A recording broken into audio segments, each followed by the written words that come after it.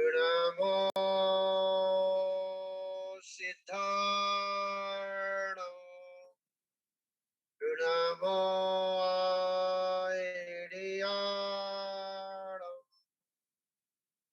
नमो वच्छायाणं नमो लोये सब साहुणं। बोले पंच परमेष्ठी भगवान की जय। बोल देवादेव श्री आदिनाथ भगवान की जय। चिंतामणि पार्शनाथ भगवान की जय। भगवान महावीर स्वामी की जय। आचार्य श्री आदि सागर जी गुरु महाराज की जय। आचार्य श्री विमल सागर जी गुरु महाराज की जय। आचार्य श्री गुरुवर सम्मति सागर जी गुरु महाराज की जय। देखिए, अपन सभी जीव जिनको अपना कल्याण करना है तो उस कल्याण के मार्ग को खोजना पड़ेगा और उस मार्ग को स्वच्छ करना पड़ेगा। जिस मार्ग में अगर वह आपने देखा होगा, जब आप जंगल में जाएं, मैं तो जंगल में घूमता ही हूँ, मैं देखता हूँ, जिस रास्ते में बार बार निकले तो उसके जो कांटे हैं या कंकड़ हैं वह धीमे धीमे साफ हो जाते हैं। और एक दिन वो होता है कि उस रोड इतनी स्वच्छ हो जाती है कि आंख बंद करके भी चल जाए फिर भी जो है कोई अपन को दिक्कत नहीं है। तो ये हमारे अनादि काल से जो मार्ग है, जिस मार्ग पर हम चले ही नहीं, अगर चले होते तो इस पंचम काल में हम यहाँ नहीं होते और उस चौथे काल के इंतजार के लिए जो जब तक चौथा काल आए, जब तक हम सभी उस रोगों में बैठे हुए और उस समय का इंतजार करते, परंतु हमने अभी तक उस मार्ग पे चले ही नहीं। और वह मार्ग अनादि काल से ऐसी झाड़ियों ने घेर रखा है कि वह रास्ता दिखती ही नहीं है। और उस मार्ग पर इतने कांटे हैं, इतने उस पर गड्ढे हैं, इतने वहां कंकड़ हैं कि उस मार्ग पर चलना बड़ा कठिन है। परंतु एक अभ्यास हुआ करता है और अभ्यास के कारण वह, आपने देखा होगा कि पहले कुएं से पानी खींचा जाता था और वह पानी खींचते समय जो रस्सी होती थी वह उस पत्थर के सहारे से ऊपर खींची जाती थी और खींचते खींचते वह पत्थर खींच जाता था और वह रस्सी जो इधर उधर खिसकती थी वह रस्सी अब उस पत्थर की नाली में फिक्स चलती थी, चलना प्रारंभ हो जाता, फिर वो रस्सी खिसकती नहीं है। आपने देखा होगा और आपने कभी कभी पानी को खींचा भी होगा। गौरव भाई, हाँ, मैंने तो पानी खींचा है इसलिए मुझे पता है। हाँ, और वो इतनी चिकनी हो जाती है कि उस पानी को खींचते समय और जिस बर्तन में जो पानी आ रहा है वह छिलकता भी नहीं, और उससे पहले प्रारंभ में जो रस्सी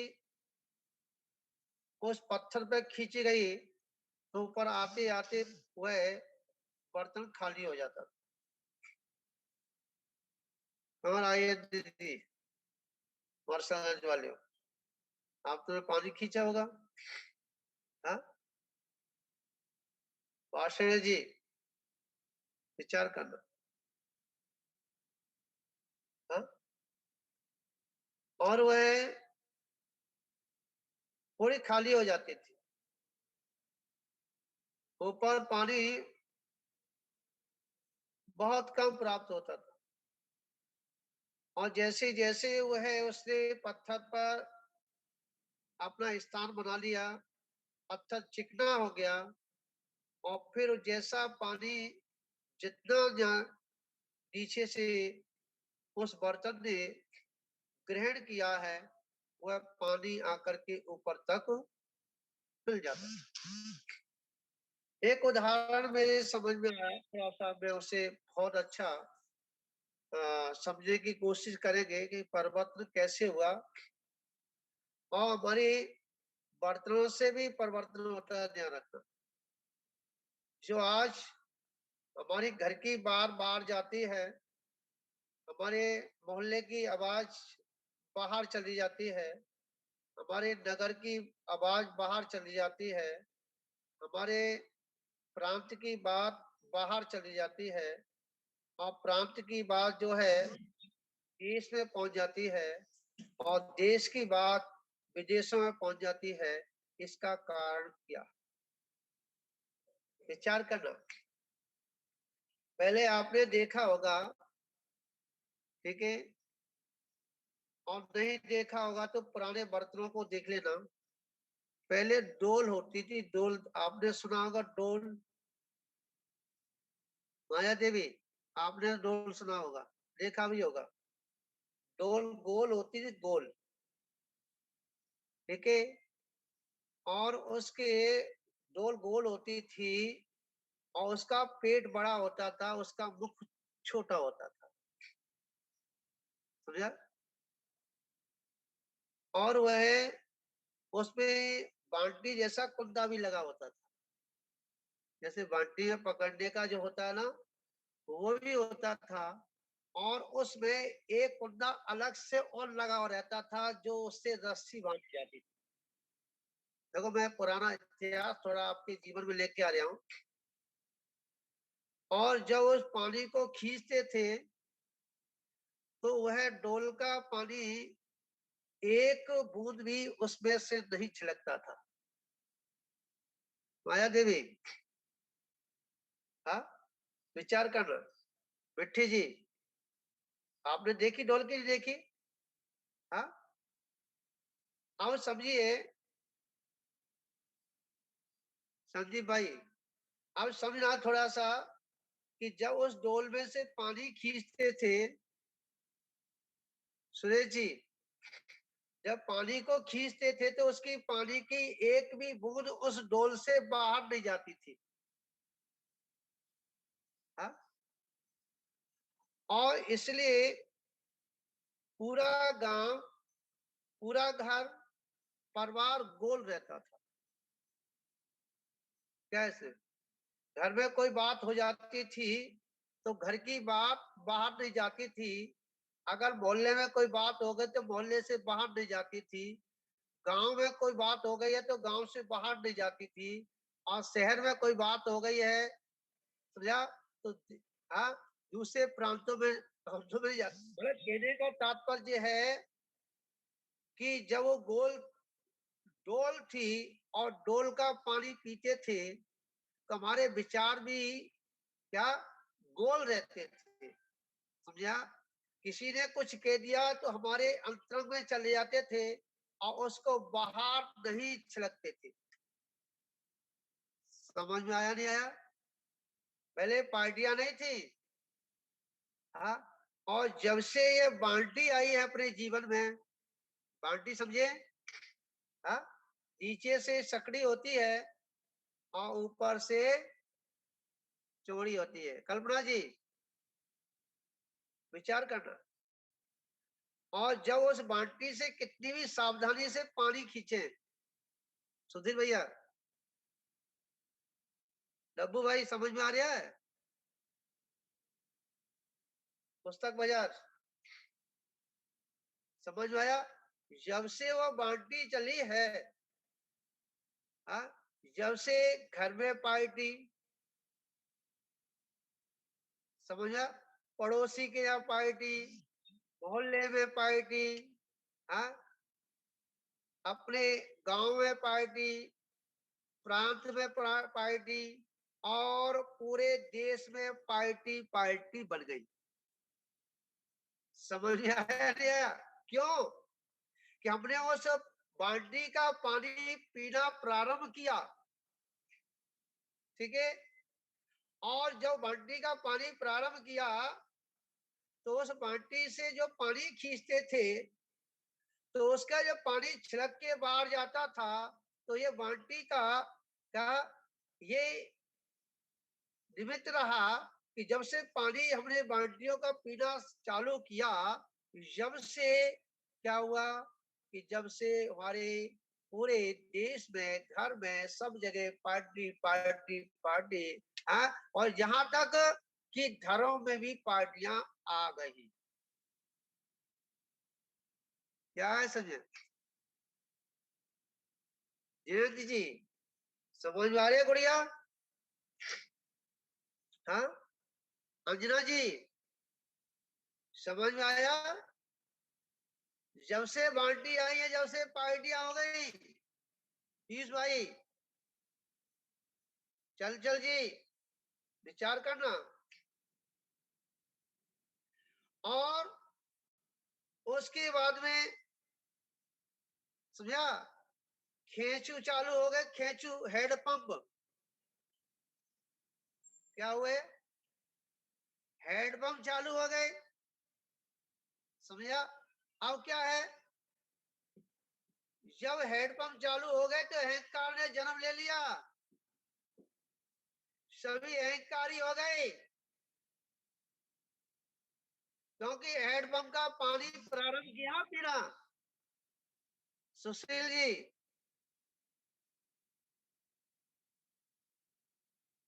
समझ में आया? कोको कोला वाले हो। और जैसे ही अहंकार आया और उसके बाद में विचार करना, विचार करना थोड़ा सा। वे क्या आया? अब सरकारी नल चल गए, नल बीच में चले थे, चले थे सरकारी नल। तरुणा जी, अब सरकारी नल चले, अभी भी चल रहे हैं, पर वो पहले जो चलते थे वो नहीं चलते, टंकी चलती थी पहले, हाँ। और नीचे बाल्टी रख दे, बर्तन रख देते थे और सो जाते थे, और उसका खोल दिया कि आवाज पानी की आएगी तो आंख खुल जाएगी। रूबी जी, मैं थोड़ा पुराना इतिहास लेके चल रहा हूं, और देखिए हमारे विचार कैसे बदले हैं कि जब से नल चले हैं ना सरकारी, ना अपना सल, ना बेटे की सल, और ना बिटिया की सल है, और ना अम्मा की सल। क्या कर रहे हैं, क्या खा रहे हैं, कहाँ जा रहे हैं, समझा? कोई एक दूसरे की बात ना कोई सुनता है और ना कोई सुनाता है। समझ में आ गया? जो मेरा ऐसे चिंतन ज्यादा होता है रूबी जी, हाँ। तो क्या है, अब उसके बाद में नल के बाद में क्या आ गया बताइए? नल तो चले गए, अब वो पानी बोतलों में आ गया। किसमें आ गया? मतलब पानी सीमित रह गया, सीमित। पहले ओख लगा के पानी पीते थे। हाँ, समझ आया? झुक करके पानी पीते थे। हाँ, अब जो है, समझा? कैसे पानी पीते हैं बताओ? ऊपर मुंह करके। विचार करना। हाँ, अब विचार कर लेना। जब ऊपर मुंह करके पानी पी रहा है तो नीचे जो मसाला जो चल रहा है, जो भी हमको अगर कोई ऊपर मुंह उठा के चले तो ठोकर तो लगेगी ना? नहीं लगेगी क्या? अगर ऊपर मुंह करके चलेंगे, देख के नहीं चलेंगे तो क्या होगा? हाँ, इसलिए जब से पानी ऊपर ऊपर से बोतल से पीना प्रारंभ किया, सीमित विचार हो गए। समझा? बिल्कुल सीमित विचार कर लिए। परिवार छोटा हो गया। परिवार को छोड़ो, अब तो यहाँ हो गया है कि उसके एक ही अगर लड़का है, समझा, और कोई नहीं है, वो परिवार अच्छा है। क्या हो गया? ये क्या सोच कितनी होगी? छोटी, बहुत छोटी होगी, क्योंकि बोतल का पानी पीना है। ध्यान रखना। कहा भी है कि जैसा हम पानी पिएंगे, ध्यान रखना, वैसे ही हमारी वाणी होगी, वैसे ही विचार बनेंगे। क्योंकि खाने पीने पर हमारा पूर्व आचार्य ने हमेशा से अंकुश लगाया कि आपको पानी कैसे पीना है, आपको कैसे पानी को प्रयोग में लेना है, भोजन कैसे करना है। समझा? ये सब जो है विज्ञान है। आज कह रहा विज्ञान क्या? पानी को क्या कहते? एरो कहते, क्या कहते? एरो लगाते घर में। अब मुझे तो पता नहीं है। हाँ, ना मैं उस समय लगता था, ना मैं अभी आजकल देखता हूँ किसी और सुन लेता हूँ ऐसे वैसी बातें, देख भी लेता हूँ कहीं लगा होता तो। हाँ, एरो लगा रहता है। हाँ, ये बात आज विज्ञान कह रहा है कि पानी के अंदर जीव हैं। पर जैन सिद्धांत, जैन आचार्य हमेशा से कहते चले आए हैं कि एक बूंद में क्या असंख्यात जीव हैं। कितने जीव हैं तरुणा जी? क्या है? समझ में आया टीना जी? हाँ, ये जैन सिद्धांत, जैन आचार्य हमेशा से कहते आ रहे पानी छान के पियो। और पानी छानने का भी उन्होंने विधान बताया कि छन्ना कैसा होना चाहिए? टेरिकोट का नहीं, रेशमी नहीं, हाँ, मोटा होना चाहिए, खादी का। उसमें रुआ भी होने चाहिए। जो रुमा है उनसे जाकर के जो कीड़े हैं, जीव राशि है, उनसे जाकर के अपने बचने के लिए सारा मेरे को मिल जाता है। अगर चिकना कपड़ा है तो वो जीव अपने को नहीं बचा पा। रूबी जी, वो अपनी रक्षा नहीं कर पाते। और कितना मोटा होना चाहिए कि सूरज की किरणें उस छन्ने से पार ना हो। समझ में आया? और वह इतना मोटा होने पर भी वह दोहरा होना चाहिए। और बर्तन से भी दोहरा होना चाहिए। समझा? ये सब भूमिकाएं पूर्व आचार्यों से अभी तक बताई जा रही हैं, परंतु आज हम अपने जीवन में अमल नहीं कर रहे। समझा? और उस पानी को गर्म करना, या उसमें इलायची या लौंग, समझा, या सौंफ डाल करके उसे प्राशुक कर लेना या फिटकरी डाल लेना, और वह 6 घंटे की मर्यादा हो जाती है उसकी रग बनने पर पानी का। समझ में आया? और उसे गर्म कर लिया जाए, बोल कर लिया जाए, तो वह 24 घंटे की मर्यादा हो जाती है। परंतु आज ऐसा कहीं पर भी नहीं देखने को मिलता। समझा? आप अपनी बात तो छोड़ो, इस क्रिया से आज हम साधु संतों को भी पानी नहीं दे पा रहे। रूबी जी, दे पा रहे हैं क्या? क्या वो विधि को जानते हैं क्या? जब पानी छानने की विधि नहीं जानते हैं, प्राशुक करने की विधि नहीं जानते हैं, हाँ, तो हम देंगे क्या? मात्र आज विधि को मात्र पुस्तकों में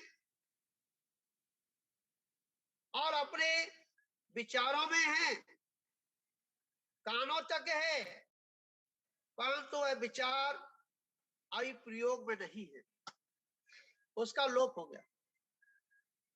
और जो आप जिसको फिल्टर करके पानी पीते हैं, वो आपके लिए इतना हानिकारक है, अब तो डॉक्टर भी कहने लगे क्या कि अब जो आरओ का पानी मत पीना। क्यों? कि उसमें जितने भी जीव हैं, जीव राशि है, वह सब जीव राशि उस यंत्र के द्वारा मर जाती है। आप मरे हुए उन जीवों का जो रस है, समझा, जो उनका मवाद है, जो खून है, समझा, या उनके जो भी चमड़ा है, वह सब निचोड़ करके पानी में मिल जाता है। और जब उसको पीते हैं तो उससे अनेक रोग हमारे जीवन में पनप जाते। विचार करना, चिंतन करना थोड़ा सा। इसलिए आरओ का पानी नहीं, आरओ के पानी की जगह पे पानी छान करके गर्म करके फिर उस पानी को मटके में रख करके जो पानी पीता है, उसके जीवन में कभी रोग नहीं आता। समझा? कभी नहीं आता। हमसे चौके में महाराज जी इतना गर्म पानी ले रहे हो, इतने गर्म पानी ले रहे हो, ठंडा ले लो, ठंडा ले लो। मैं क्यों? मैं लेने वाला। हाँ, आपको क्या दिक्कत हो रही है रूबी जी? महाराज जी फ्रिज का पानी ले लो, मौसम गर्म हो गया है। हाँ, आइसक्रीम ले लो। समझ में आया? अगर हम जितनी ठंडी चीज लेंगे, इतनी शरीर में अग्नि अपनी तेजी से जलेगी। याद रखना, प्यास हमको उतनी तेजी से लगेगी, और जितना हम गर्म पानी लेंगे उतनी प्यास पे कंट्रोल होगा, पाचन क्रिया सही होगी। समझा? शरीर में कोई भी रोग उत्पन्न नहीं होगा। हाँ, तो आज अपन ने जो चर्चा की, थोड़ी से पुराना इतिहास, हमारे विचार कैसे बदले हैं, हाँ, देखिए निमित्त कैसे हैं कि जब डोल थी तो हमारा पूरा घर परिवार सब गोल था, बांटी आई तो पार्टियों का जन्म हो गया। हाँ, जब नल आए, हाँ, तो पता ही नहीं, हमारी सल नहीं, बच्चों के सल नहीं, ये सब, हाँ, किसी के सल है क्या? नहीं है, ध्यान रखना। और बोतल आई, अहंकार, इठे इठे रहते हैं।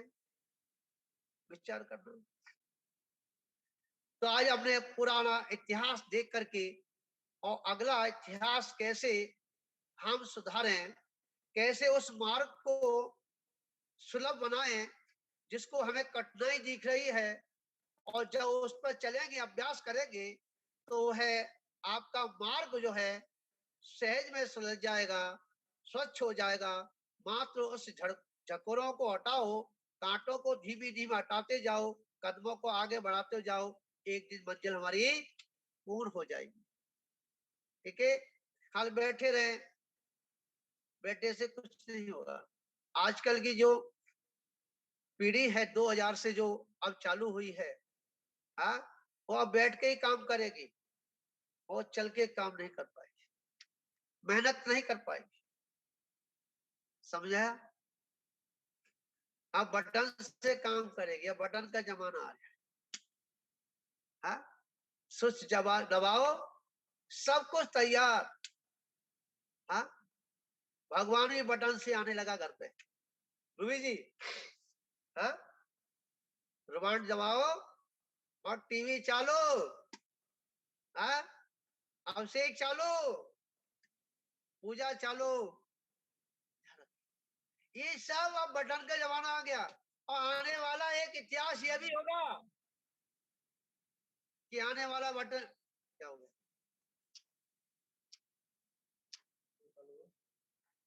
आने वाला जमाना ये भी होगा, ध्यान रखना। क्या होगा? बटन दबा दो, घंटा बजने लगेगा। दूसरा बटन दबा दो, भगवान के ऊपर अभिषेक होने लगेगा। और तीसरा बटन दबा दो, भगवान का मार्जन हो जाएगा। चौथा बटन दबा दो, प्लेट आ जाएगी, भगवान के ऊपर अर्घ चढ़ जाएगा। क्या आया समझे? क्यों? बटन का जमाना आ गया ना। किसका आ गया रूबी जी? किसका जमाना आ गया? ये सब जो मशीनरी जमाना है, कलयुग है, कलयुग। समझा? मतलब मशीनरी का जमाना है, हाथ पे चलाने की आवश्यकता नहीं, मुंह से बोलने की जरूरत नहीं। मां बटन दबाओ, जय जय नाथ परम गुरु हो। हाँ, अब जिनवाणी की आवश्यकता नहीं। हाँ, मोबाइल में आ गई। कहाँ आ गए? मोबाइल में आ गई। हाँ, जेब में रख गई। विचार करना, ये सब जो है हमारे जीवन को, समझा, बिगाड़ने के ही कारण है। परंतु ध्यान रखना, फिर भी अभी बहुत कुछ बचा है। कम से कम बटन दबाने से भगवान तो दिख रहा है, कम से बटन दबाने से कम अभिषेक तो दिख रहा है, कम से बटन दबाने से कम गुरुओं के दर्शन तो हो रहे हैं। अरे आने वाला समय ये होगा क्या कि बटन भी खत्म हो जाएंगे। समझा? अंधेरा अंधेरा छा जाएगा, वो भी एक समय है। क्योंकि ये योग को परिवर्तन इसी को कहा जाता है। अभी हमारे पास बहुत समय है, और अभी नहीं सुधरे तो आने वाला जो भविष्य है ना, वो भी हमको देखने को मिलेगा। और सुधर गए, हाँ, देखने को तो मिलेगा, परंतु भोगने को नहीं मिलेगा। समझा? स्वर्गों में पहुंच जाए, देखेंगे वहां बैठे हुए अवधि ज्ञान से जानेंगे। और आज भी जो स्वर्गों में जो देवता बैठे हुए हैं, पंचम काल के सारे जीवों की स्थिति को समझ रहे हैं। और समझ रहे इसलिए नहीं आते, इसलिए पंचम काल के जीवों के पास आकर के चर्चा नहीं करते, वह चौथे काल के जीवों के पास ही आकर चर्चा करते हैं। ध्यान रखना। और आजकल जो आते हैं ना, वो कौन से आते हैं? हाँ, कौन से आते बताइए? वही आते हैं जो जिनके दुश्मनी हुआ करती है, पैर लेने के लिए। समझा? उपद्र भी आते हैं। समय दृष्टि देवता यहाँ जमीन पे उतर के नहीं आते। समझ में आया? इसी मंगल भावना के साथ सभी को आशीर्वाद है कि आज अपने चर्चा की, और इस चर्चा को अपने जीवन में अवश्य, दिनेश जी, अवश्य अपने जीवन में लेके आए और अपने जीवन को सार्थक करें। और अब अपन जो है जब